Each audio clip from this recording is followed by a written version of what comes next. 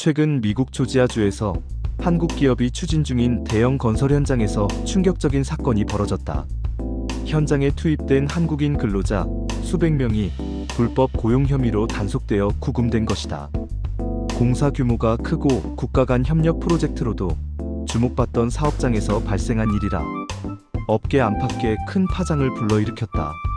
사건의 배경에는 한국 건설업계가 오랫동안 유지해온 고질적 관행이 자리하고 있다.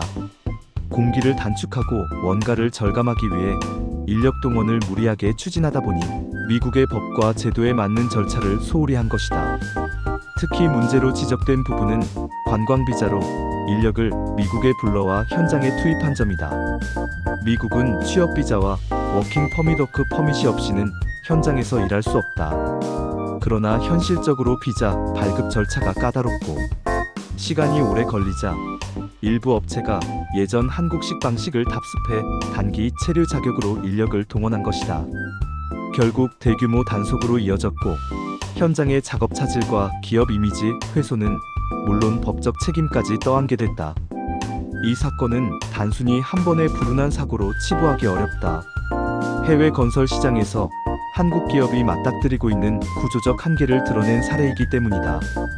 국내에서는 일정 압박과 저가 수주 구조 속에서 어떻게든 공기를 맞추고 현장을 돌리는 것이 우선시되어 왔다.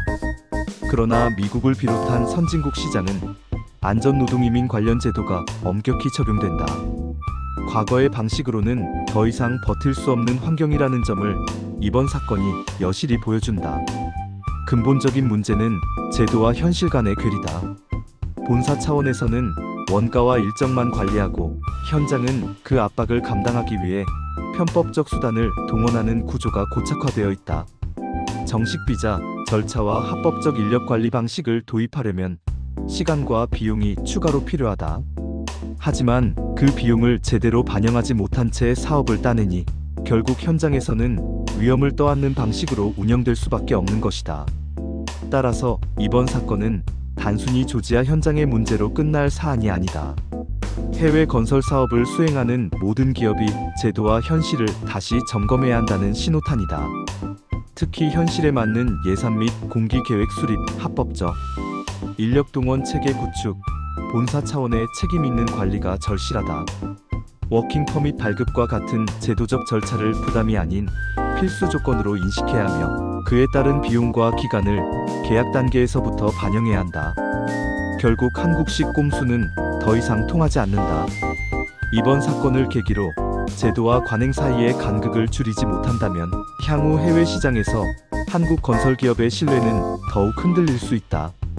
이번 사태는 뼈아픈 교훈이지만 동시에 제도 개선과 현장 운영 방식을 근본적으로 바꿀 수 있는 전환점이 될 수도 있다.